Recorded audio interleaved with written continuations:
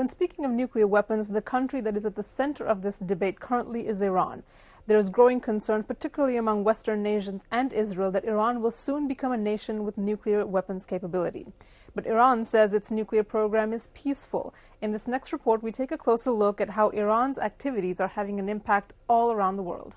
Just a few days ago, a communications network so crucial to the global banking industry, called the Society for Worldwide Interbank Financial Telecommunication, or SWIFT, decided to ban 30 Iranian financial institutions, including the country's central bank.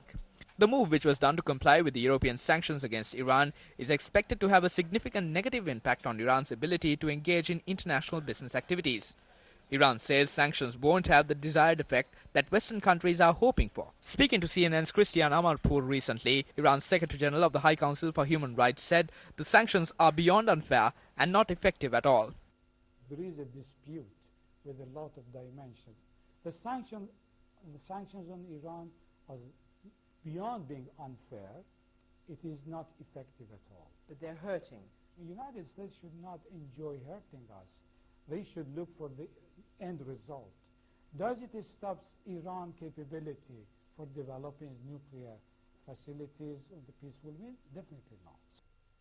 However, a report released by the International Atomic Energy Agency in February stated that Iran had started to produce fuel inside a new facility that is much better protected from outside attacks, and it is this fear of Iran developing nuclear weapons and allegedly lying about it that has set off this recent wave of sanctions. The United States imposed sanctions in January, and the European Union followed with an oil embargo. These sanctions are having an effect. Iran's oil production is reported to have dropped to a 10-year low, and the cost of living within Iran is said to have skyrocketed. Iran says that it is not worried about sanctions and will turn to other buyers, mainly in Asia, to continue its oil exports. But the impact of these tensions is being felt all over the world, primarily when it comes to gasoline prices and filling up your tank. Some experts say that if tensions between Iran and the West exacerbate to Iran being attacked, oil prices could go as high as $200 a barrel and send the entire world back into a recession. Reporting for Global Perspectives, I'm Ramesh Rugal Bandara from the News First International Desk. We continue our conversation with Professor Hans Durr. In addition to believing that nuclear weapons should be banned altogether, Professor Durr also believes that when it comes to nuclear weapons, the United States is a greater problem than countries like Iran or North Korea. Take a look.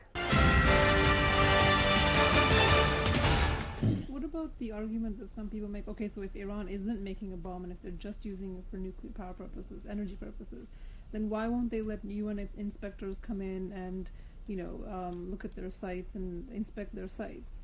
That's one argument people use about maybe there's something there that they don't want us to see. Yeah, of course they can see it. You can tell the Vienna people, if you say, look it. They say, well, they are so far down and have their...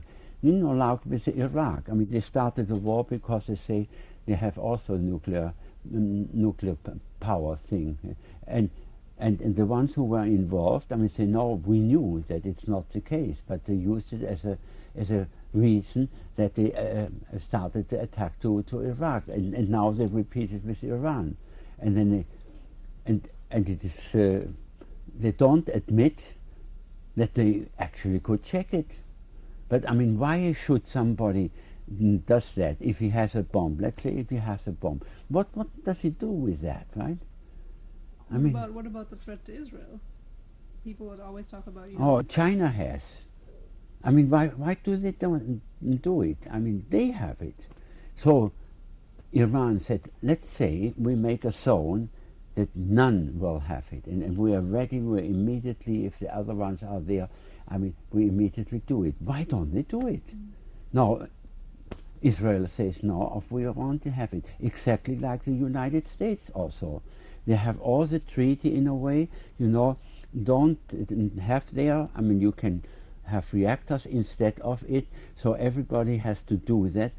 But the ones who have all these bombs and all, I mean, they are asked to give a time sequence there, how they get rid of that. And they do not do anything. They say, of course, I mean, we are in a way watching over, so we keep everything. You are of the belief that United States, as you mentioned, is actually more of a threat to the world than Iran, North Korea, or any of these countries. Is that true? Yes. Absolutely. Why would you say that in addition to the things Because they say they have a right to start a war without asking the UN, you know, because they say we don't wait till they attack us. I mean, we do it before, but that is actually forbidden, you know. I mean, it is called this time's security meeting, which says it is important that we get more money for weapons to prevent that we are not attacked. I mean, it is. If you hear these people talking, I mean, you say, I mean, are you on the Mars and you didn't return, or what happens? You know, it's very funny. But they are so absolutely clear that what the religion, everything they have, this is what the whole world, the globus wants to do. And if somebody is not doing that, I mean, then we are prepared to attack them before they start attacking us, right? And they all knew that they will not. So they built also the equipment, and they had to spend so many million of dollars on it, and then they built it, but nobody used it.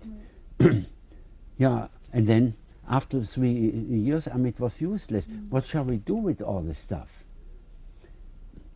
We sent it to the third world. But we are not allowed to do that. So we worked with the French. They can allow it, but we are not allowed to do it. So we give it, the thing, to the French, and they sell it, and we get half of the price. And you see, the third world wants to have a weapon which is also able for aggression. Now, you are in a situation of that type, and it makes me so mad.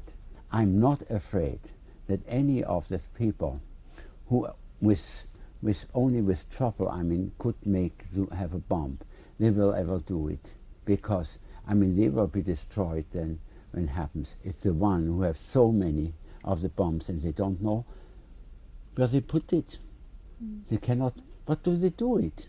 I mean, they cannot say, I mean, put it on the street, everybody can get one, and then they have less, you know. This is not a very good method. Well, thank you so much, Professor, for joining us. It's been a very insightful conversation. I don't think we're going to hear this perspective very often, so I'm glad you were with us on the program. Thank you very much for joining us. All right. All right. For those of us living far away from these regions, it may not seem like there's a direct impact from what's happening in places like Iran. But if Iran obtains the ability to launch a nuclear attack on Israel, or if the United States decides to launch military action against Iran, it would have dire consequences for the entire world, politically and economically. Well, that's all we have for you tonight. We hope you enjoyed the show. Please join us again next Monday night at 8:30 for another new episode of Global Perspectives on the new MTV Sports. Good night.